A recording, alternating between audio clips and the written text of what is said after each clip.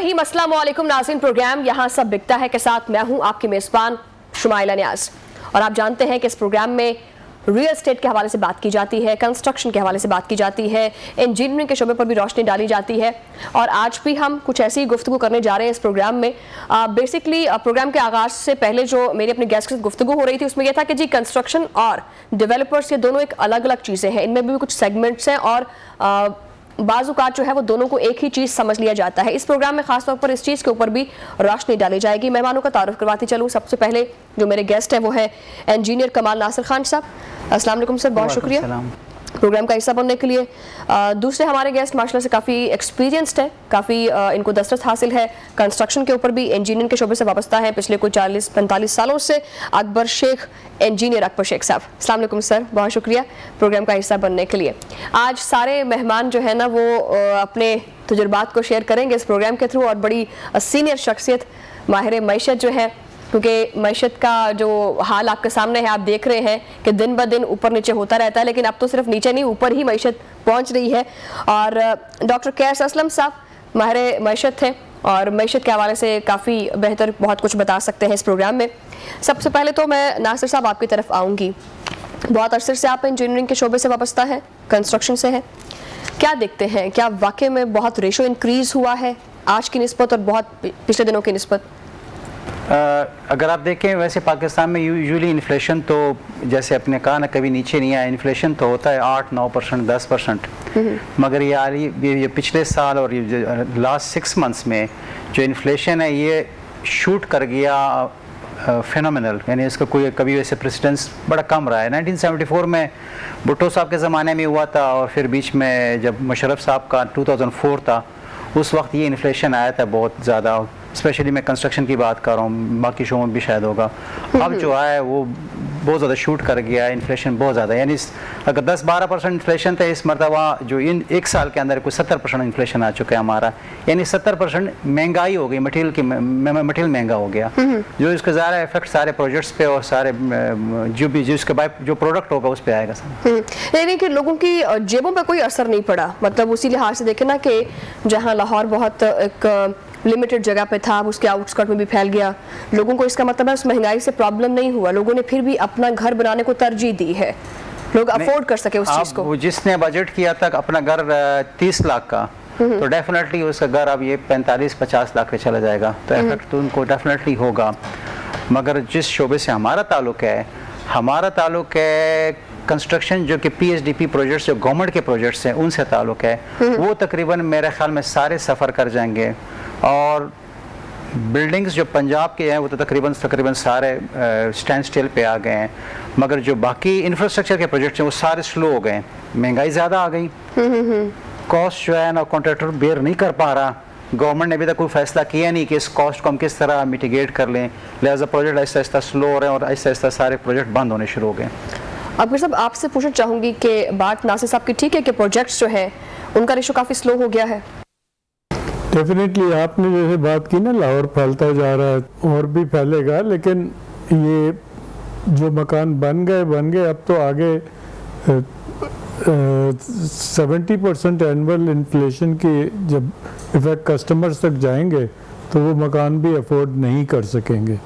तो जो prime minister का विज़न था 50 मिलियन हाउसेस का, 5 मिलियन हाउसेस का, या कंस्ट्रक्शन सेक्टर को वो पूरा एक यूज़ कर रहे थे as growth engine of growth for the economy, वो विजन जो है टोटली ये कोलैप्स कर जाएगा। जी, कोलैप्स करने की रीज़न क्या होगी? बेसिकली सबसे बड़ी रीज़न तो ये एस्केलेशन जो है, जो कि पिछले 6 महीने में ही 70% पे क्लॉक हो रही है। लेकिन एक चीज़ मैं आपको बताऊं, आप ज़रा कंस्ट्रक्शन सेक्टर को समझने की कोशिश करें। Construction sector overall housing building सब मिला के GDP का ऑलमोस्ट 15% कंट्रीब्यूट करता है, डायरेक्टली इनडायरेक्टली सब मिला के। अब ये 15% जो कंस्ट्रक्शन सेक्टर आपको दे रहा है, इसकी मिनिस्टीरियल लेवल पर या प्राइम मिनिस्टर के लेवल पर कोई पेरेंट मिनिस्ट्री या कोई पेरेंट डिपार्टमेंट नहीं है। तो इसका नतीजा ये होता है कि जब इस तरह की कोई इमरजेंसी आती है, जैसे अब फी ज़माना इस एस्केलेशन की वजह से आई है, तो कोई ऐसा इंस्टीट्यूशन इसको बैक नहीं करता और इसका पॉइंट ऑफ व्यू सही तौर पर गवर्नमेंट के पास नहीं पहुंचाता। तो वही सूरत हम अब भी देख रहे हैं। अभी नया पाकिस्तान हाउसिंग स्कीम का जब प्राइम मिनिस्टर ने स्कीम दी थी, उस वक्त उन्होंने ये भी कहा था कि construction will be considered as an industry, और ये कि एक कंस्ट्रक्शन इंडस्ट्री डेवलपमेंट बोर्ड बनाया जाएगा प्लानिंग कमीशन के अंडर। वो अब तक नहीं बन सका। तो अब ये जो एक तरह का फोर्स मेजर हुआ, और ये बड़ा इंपॉर्टेंट है उस फॉरम का बनना, वो बहुत इम्पोर्टेंट है। मैं वही पॉइंट आउट करना चाहता हूँ कि इतना बड़ा ये एक फोर्स मेजर की कैस साहब भी आपको बताएंगे, इकोनॉमिस्ट भी इसको फोर्स मेजर की टर्म में लाते हैं, क्योंकि कोई भी इंडस्ट्री, कंस्ट्रक्शन हो या कोई भी और इंडस्ट्री हो, 70% एस्केलेशन 6 महीने में बर्दाश्त नहीं कर सकते और हमारे कस्टमर भी नहीं कर सकते। जो घर खरीद रहा है, घरों का भी आपने अभी देखा, रियल एस्टेट की भी मूवमेंट रुक गई है, एक दफा काफ़ी स्लो डाउन आ गया है। तो मैं कैस साहब की तरफ जाना चाहूँगी। कैस साहब, क्या समझते हैं, बहुत लोगों का ये मानना है कि मैशत जो है, ऐसा नहीं है कि बिगाड़ का शिकार हो गई है, पाकिस्तान की इकॉनमी तो बहुत बेहतर हो गई है पिछले अगर 50 सालों में देखा जाए तो, दुरुस्तगी है इसके अंदर? जी, आज ही स्टेट बैंक की रिपोर्ट है कि 3.9% ग्रोथ है, जबकि वर्ल्ड बैंक कह रहा था कि 3.5 पे आएगी, और उसमें बड़ा हाथ कंस्ट्रक्शन का ही है इन दी कॉन्टेक्स्ट। बट जो बातें हो रही हैं उसमें 2-3 बातें समझने वाली हैं। पहली बात तो ये है कि जब इतनी तेज़ी से कोई सी शोबे को, और जब रेगुलेटर भी ना हो जैसा बताया गया, तो तरक्की होती है तो उसकी एक सैचुरेटिंग पॉइंट आता है।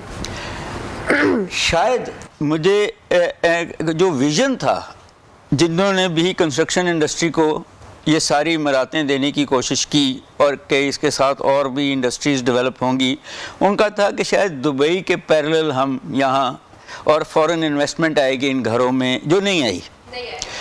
जहाँ तक पाकिस्तानियों के ख़रीदने का इशू है, चीज़ों का, ऑफिसेस का भी और घरों का भी, वहाँ भी 2 फिनोमिनन हैं।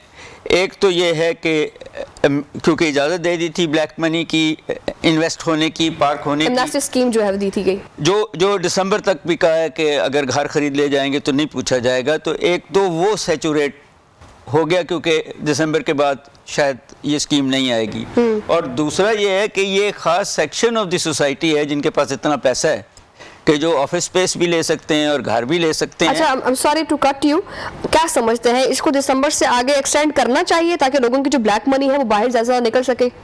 एक्सपेंशन होना चाहिए इसके अंदर? मेरा ये ख्याल है कि और इंडस्ट्रियों को भी ये मराहत देनी चाहिए, सिर्फ एक इंडस्ट्री को नहीं देनी चाहिए। देखें, it's a very important industry, इसके साथ और बहुत सारी इंडस्ट्रीज़ मिली हुई हैं, but at the same time हमें अब एक्सपोर्टेबल प्रोडक्ट्स की ज़रूरत है। जो बात मैं कहने की कोशिश कर रहा था वो ये है कि जहाँ प्रॉब्लम आया है वो कॉस्ट पुश इन्फ्लेशन है। डिमांड पुल इन्फ्लेशन तंग नहीं कर रही थी, वो तो बल्कि बूस्ट कर रही थी इस सारी को, इसकी प्राइस बढ़ रही थी, प्रॉफिट्स बन रहे थे एंड सच। मगर जब कॉस्ट ऑफ डूइंग बिजनेस जो है, मटेरियल्स जो हैं, सीमेंट जो है, बजरी जो है, रेत है, उसमें शायद लोहा है, सबको उसकी, और फिर मजदूर की 20,000 मिनिमम वेज जब आप कर देते हैं, जो इम्पोर्टेंट है, मगर उससे फिर जो कॉस्ट बढ़ती है, फिर एनर्जी कॉस्ट है, ट्रांसपोर्ट कॉस्ट बढ़ गई, तो उसमें फिर ये प्रॉफिट मार्जिन श्रिंक हुए होंगे। अब मुझे नहीं पता कि वो बिल्कुल ज़ीरो हो गए या श्रिंक हुए, जिसमें फिर अभी शायद इन्होंने, इस इंडस्ट्री ने अखबार में दिया है कि दे आर इन क्राइसिस। तो जिस इंडस्ट्री को इतनी मराहतें मिली हों और वो क्राइसिस में चली गई हो, तो फिर आप इकोनॉमी का जो ओवर हीटिंग है वो वहाँ से आपको नज़र आ जानी चाहिए। डॉक्टर साहब, कॉस्ट पुश के अलावा कार्टलाइजेशन का भी जिक्र करें। कॉस्ट पुश तो अपनी जगह पर है, जी लेकिन जी कार्टलाइज अब ये तो बात सही है कि बड़े बड़े चलिए, हाउसेज हैं जो इस अगर कंस्ट्रक्शन मटेरियल की बात कर लेते हैं तो क्या देखते हैं कि पिछले 5 सालों को सामने रखा जाए तो मटेरियल कॉस्ट में कितना इजाफा हुआ है? 50, आप 60 5 या साल तो 70? भूल जाएं, अब 6 महीने की बात करें, 6 महीने में 70% इजाफा हो गया है। तो जो मिनिमम टाइम में डॉक्टर साहब कैसे आप 6 मंथ्स के मार्जिन पे इतना बूस्ट कैसे दे देते हैं चीजों को? देखिए, या इकोनॉमिस्ट जो है वो कैसे डिसाइड करते हैं कि हमें इस चीज के अंदर इतनी वैल्यू इंक्रीज करनी है? इकोनॉमिस्ट नहीं डिसाइड करते, वो सिर्फ एनालाइज करते हैं। ये मार्केट प्लेयर्स ही हैं जो ऑन देयर सेल्फ इंटरेस्ट, जब बिक रही थी चीजें तो वो बन रही थी, मगर जब आपने जरूरत से ज्यादा बना ली तो वो सैचुरेशन हो गई। सो ये मार्केट फोर्सेस हैं जो इसको ये डिसाइड करती हैं। नेचुरली जब डिमांड ऑफ मटेरियल्स बढ़ेगी, जिसके साथ वो कैटलाइजेशन की बहुत इंपॉर्टेंट बात है कि जब चंद बड़े हाउसेस फैसला कर लेंगे कि इस प्राइस पे हमने रखना है, इस प्राइस पे रखना और कंपटीशन नहीं होगा, तो फिर कंज्यूमर भी मार खाएगा और छोटे कंस्ट्रक्टर्स भी मार खाएंगे और फिर और लोग भी मार खाएंगे। वो जो बात सही कह रहे हैं शेख साहब, दी होल थिंग इज कि वो रेगुलेटर होना बहुत ज़रूरी था, मगर हमने देखा कि बाकी शोबों में भी जहाँ ऑयल हो या कहीं रेगुलेटर्स भी कुछ नहीं कर सक रहे। रियल एस्टेट में जो कंस्ट्रक्शन है, जैसे उन्होंने एक्सप्लेन भी किया डॉक्टर साहब ने, वो कितनी किस हद तक जो है ना वो मुतासर हुई है। लेकिन यहाँ पर एक ब्रेक के बाद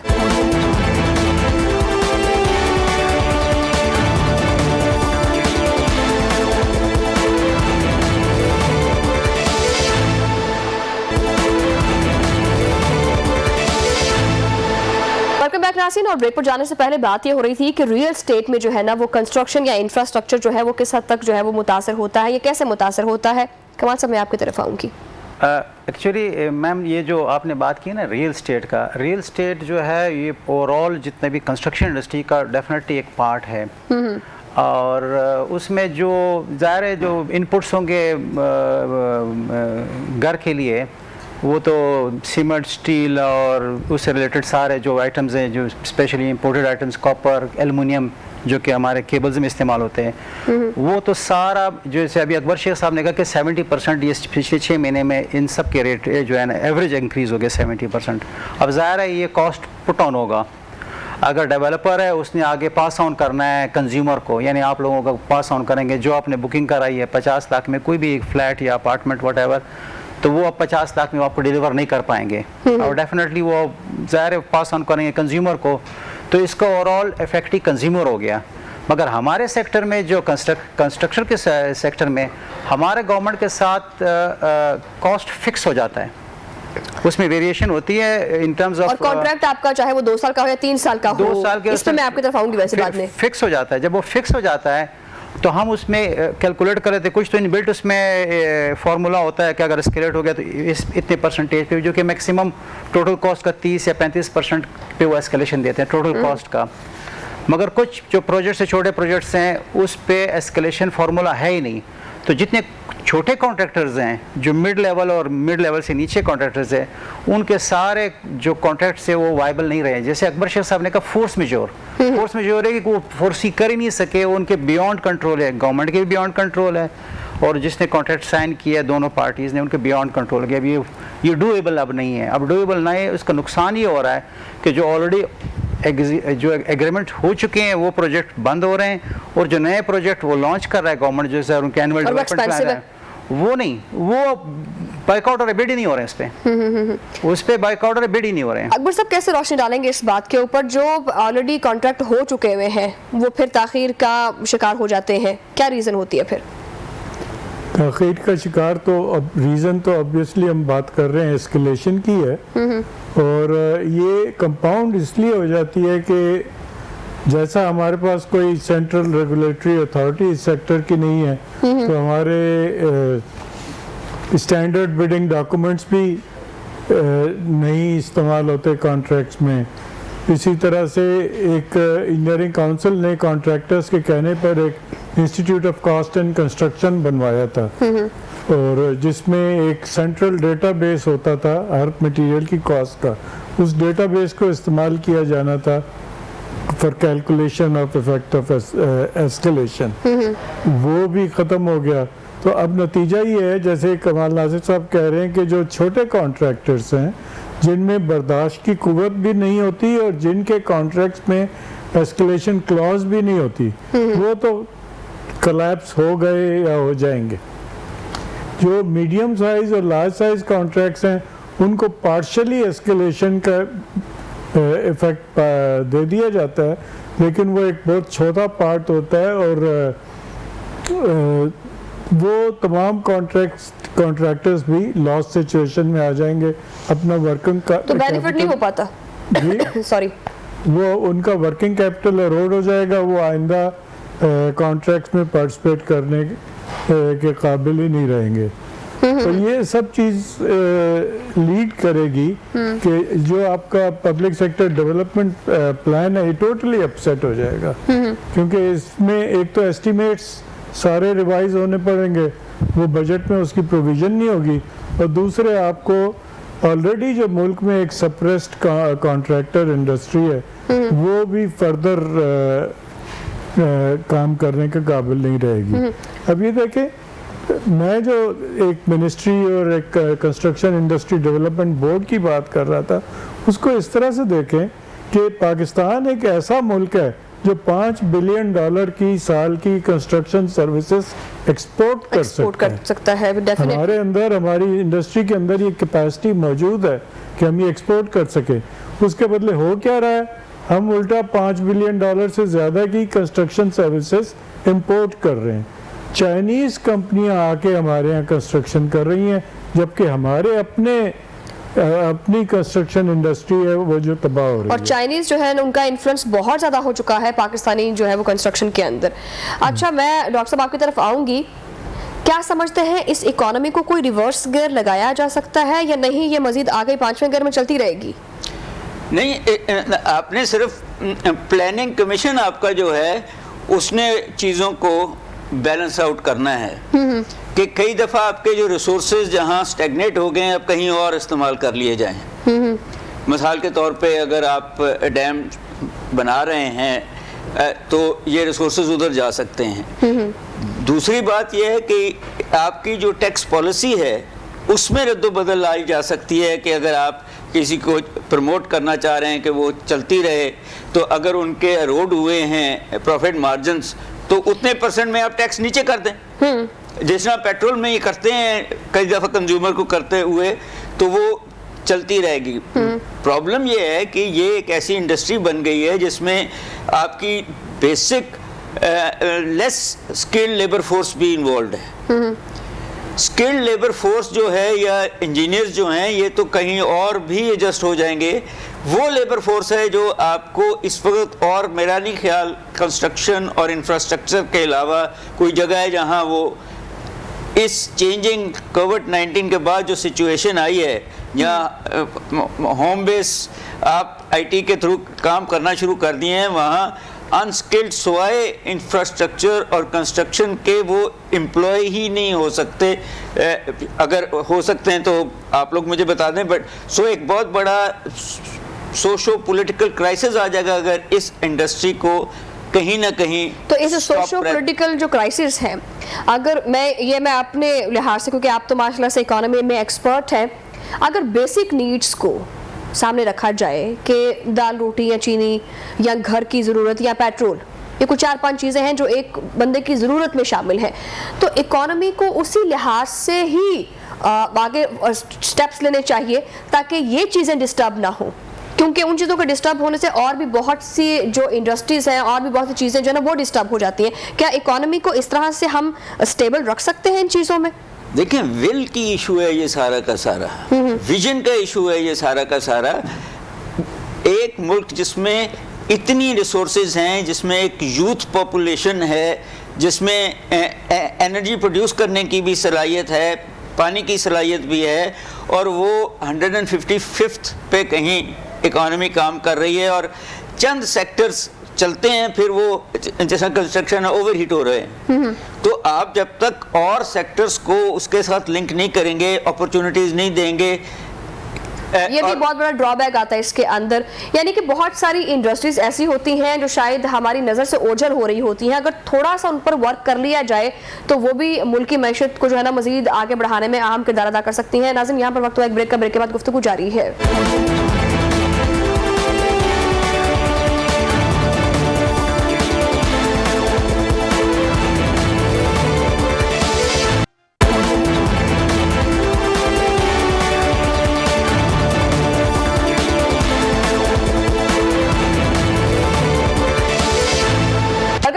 सिविल इंजीनियर को कंस्ट्रक्शन मटेरियल के रेट बढ़ने से क्या नुकसान होता है, या आप समझते हैं कि अगर मटेरियल के अंदर कुछ कमी कर दी जाए तो हम इधर से अपना पूरा बैकअप ले सकते हैं? आप सिविल इंजीनियरिंग की बात कर रहे हैं, यानी जो जिस प्योरली जो इंफ्रास्ट्रक्चर, घर, बिल्डिंग्स, ऑफिसेज की बात कर रहे हैं, इनमें 2-3 मटेरियल बड़े अहम हैं, जैसे स्टील है, सीमेंट है और केबल वगैरह, जो ये सारे इंपोर्टेड मटेरियल हैं। स्टील का जो बिलेट है वो भी इंपोर्ट आता है, सीमेंट सिर्फ लोकल मटेरियल है। सीमेंट सेक्टर ने कार्टेल बनाया हुआ है, 7 to 8 अभी जो इंडस्ट्रीज़ है वो एक्सपेंशन में जा रही है, न्यू इंडस्ट्री आ रही है, मगर इनका एग्रीमेंट है कि प्रोडक्शन 50% करेंगे, प्रोडक्शन 50% करेंगे और ये लोग जा रहे हैं एक्सपेंशन में इसलिए जा रहे हैं कि डिमांड है, तो ये डिमांड क्रिएट करके उन्होंने अपना कार्टेल किया हुआ है और प्राइस उन्हें उठाया हुआ है। रह गया स्टील इस वक्त इंटरनेशनल मार्केट में $600 पर टन हो गया। अब $600 को आप कन्वर्ट करते हैं इंटू रुपीज़, तो ये अगर ये लाख, यानी 1 लाख से कम में आ गया। अगर गवर्नमेंट टैक्स फ्री अलाउ कर दें, जस्ट कि ये जो इस वक्त हालिया महंगाई आ रही है, ये जो क्राइसिस आए हुए, do you think prices are in good position? अब वो अच्छी पोजीशन में है जो रेट्स चल रहे हैं मटेरियल के? जो मैं आपको समझाना चाहता हूँ कि इंटरनेशनल मार्केट में, क्योंकि बिलेट जो है वो इंपोर्ट होता है या स्क्रैप इंपोर्ट होता है, उस स्क्रैप से फिर वो अपना बिलेट वगैरह बनाते हैं जो हमारे रीरोलिंग मिल्स हैं, और फिर वही स्टील इस्तेमाल होता है हमारे कंस्ट्रक्शन सेक्टर में। इंटरनेशनल मार्केट में $600 पर टन हो गया। $600 स्ट्रेट अवे ₹1,00,000 से या ₹1,00,000 का बराबर हो गया, जबकि मार्केट में इस वक्त स्टील जो है वो ₹2,00,000 पर टन है। अगर गवर्नमेंट आर्जी तौर पे 3 से 6 महीने के लिए इसके ऊपर ड्यूटी वगैरह सारा जो है ना, जैसे अभी कैसर साहब कह रहे थे कि टैक्सेस में जो है ना रद्द-बदल किया जाए, क्योंकि उन्होंने अपने सेक्टर को चलाना है, सिर्फ एक सेक्टर को नहीं, ओवरऑल पूरे सेक्टर को चलाना है, तो उससे ये हो जाएगा 2-3 कंपोनेंट के जो कॉस्ट कम हो जाएंगे, उससे ज़ाहिर इफेक्ट आएगा। मगर जो हमारा पॉइंट ऑफ व्यू ये है कि हमारे जो कंस्ट्रक्शन के जो इंफ्रास्ट्रक्चर के प्रोजेक्ट्स हैं वो बेसिकली हमारे बुक होते हैं, प्राइस फिक्स होता है, और उसमें जैसे अकबर शेख साहब ने कहा थोड़ा एस्केलेशन होता है, वो ओवरऑल बहुत बड़ी क्राइसिस क्रिएट कर लेंगे। कि गवर्नमेंट ने अपना प्लान किया था कि ओवरऑल जब कंस्ट्रक्शन सेक्टर चलेगा तो 30-40 इंडस्ट्रीज़ के पीछे जो है, जो बैकअप इंडस्ट्री है, अलाइड इंडस्ट्री, वो चलेगी। अब कंस्ट्रक्शन सेक्टर जो है ना वो रुकना शुरू हो गया और तकरीबन क्लोज होना शुरू हो गया, तो जो वो इंडस्ट्री जिसने चलना था, जिसने कंस्ट्रक्शन सेक्टर जो अभी स्लो हो गया है, स्लो नहीं बल्कि most of the projects close हो गए हैं, यानी बंद हो गए हैं। वो फोर्स मेजोर के तहत कॉन्ट्रैक्टर्स के पास कैपेसिटी नहीं है चलाने के लिए, क्योंकि पास वो कॉस्ट कवर ही नहीं कर पा रहे हैं। और दूसरा ये है कि उसका इफेक्ट अदरवाइज आना शुरू हो गया कि सीमेंट की जो सप्लाई वो स्लो हो गई, क्योंकि पहले सप्लाई बूम पे जा रही थी, वो सप्लाई स्लो हो गई है। और डेफिनेटली इससे जो रिलेटेड है कंस्ट्रक्शन मटेरियल रिलेटेड, जैसे एल्यूमिनियम है, वुड है, बेशुमार जो से अलाइड इंडस्ट्री है, उस पे इफेक्ट आएगा। और वो इफेक्ट तो एक जनरल इफेक्ट आएगा उस सेक्टर में, एक इफेक्ट गवर्नमेंट पे भी आएगा। गवर्नमेंट ने प्लान किया हुआ था अपनी ग्रोथ और अपना टैक्स वहाँ से कवर करने के लिए, जब वो बिकेगा नहीं या स्लो बिकेगा तो और ही गवर्नमेंट की जो रेवेन्यू फोरकास्ट है वो रेवेन्यू फोरकास्ट भी कम होगा। हमारा जो डेफिनेटली गवर्नमेंट को इससे फ़र्क नहीं पड़ता कि उन्होंने अपनी PSDP बजट जो है ना वो स्पेंड करना है। अगर इस क्राइसिस को उन्होंने एड्रेस नहीं किया तो PSDP बजट भी पूरा कंज्यूम नहीं होगा। ये हो सकता कर जाएगा फिर नहीं, कोलैप्स मींस वो कंज्यूम नहीं होगा। जब कंज्यूम नहीं होगा तो हमारे जो ग्रोथ, जो फोरकास्ट है, ग्रोथ एग्रीकल्चर की इनपुट है, कंस्ट्रक्शन की इनपुट है, इंडस्ट्री की इनपुट है, सर्विसेज की इनपुट है, बेशुमार सेक्टर जब वो कलेक्टिवली करते हैं तो 4-5%, 5.5% या 3.5% हमारी ग्रोथ होगी। तो इस सेक्टर का बहुत बड़ा डेंट गवर्नमेंट को पड़ेगा, गवर्नमेंट को नहीं हमारी इकोनॉमी को पड़ेगा, डेंट पड़ेगा। और हमारी सेक्टर जो है ना ओवरऑल, जैसे क्या साहब ने बड़ी ज़बरदस्त एक बात की जो है ना, उन्होंने कहा जो इसका जो लोअर तबका है अनस्किल्ड, वो तो कोई एडजस्ट भी नहीं हो सकते। और बहुत बड़ा उन्होंने ये जो है ना इस सेक्टर ने इसको डेफिनेटली ऑक्यूपाई किया हुआ है, जो हमारे लेबर फोर्स है, वो लेबर फोर्स डेफिनेटली बहुत बड़ा क्योस क्रिएट करेगा, वो कहीं एडजस्ट भी नहीं हो सकता। अच्छा अकबर साहब, क्योंकि कंस्ट्रक्शन में हम लोग ज़्यादा बात अभी कर रहे हैं मटेरियल के हवाले से, क्या समझते हैं, क्योंकि बूस्टअप तो डेफिनेटली कंस्ट्रक्शन या रियल एस्टेट हमारी इकोनॉमी को करती है, ठीक है, क्या हम इनमें 5 साल के लिए कोई प्लान मुरतब करके प्राइसेस को फिक्स कर सकते हैं, या ये होना चाहिए प्राइसेस फिक्स कर दी जाए मटेरियल के लिहाज से? देखिए, आपके प्रोग्राम का अनुमान है यहाँ सब बिकता है, तो मैं आपको ये बताना चाहता हूँ कि इस प्राइस पर कुछ नहीं बिकता और कुछ नहीं बिकेगा। अच्छा, कुछ नहीं बिकेगा, इकोनॉमी में स्लो डाउन आएगा। ऑलरेडी हमने देखा अक्टूबर में सीमेंट के डिस्पैचेस पिछले साल अक्टूबर के से कम हो गए हैं।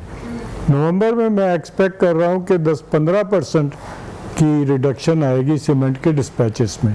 अच्छा, और ये बड़ी डेंजरस बात है। और इंटरेस्टिंग बात यह है कि गवर्नमेंट ने खुद रिकग्नाइज किया है कि इसमें कार्टेलाइजेशन का इफ़ेक्ट है, और गवर्नमेंट ने ये ऐलान किया है कि सीमेंट इंडस्ट्री की अनयूटिलाइज्ड कैपेसिटी को वो एक्स्ट्रा टैक्सेस इम्पोज करेंगे, क्योंकि कार्टेलाइजेशन का तरीका ही यही है कि प्रोडक्शन कम करें और मार्केट में शॉर्टेज क्रिएट करें।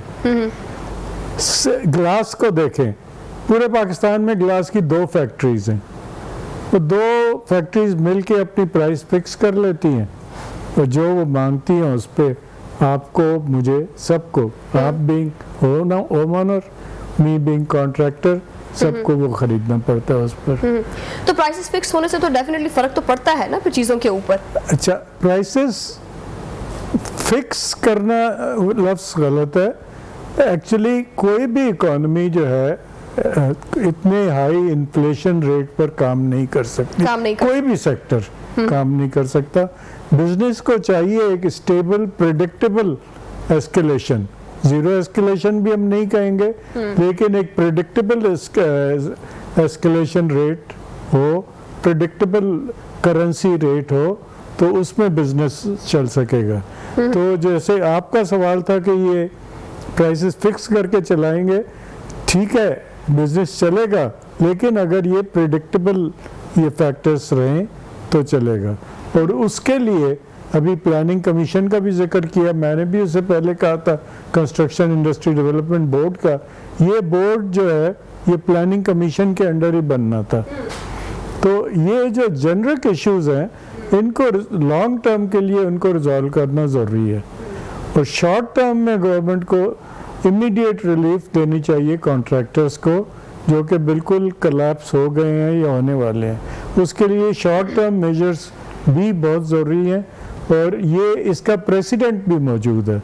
शायद 2004 में हुआ था, 2004 में सिमिलर एस्केलेशन आई थी, और उस वक्त गवर्नमेंट ने स्पेशल SRO निकाला था, और जितने भी कॉन्ट्रैक्टर्स थे, गवर्नमेंट कॉन्ट्रैक्टर्स, उनको एक एक्स्ट्रा एस्केलेशन अवार्ड दिया गया था।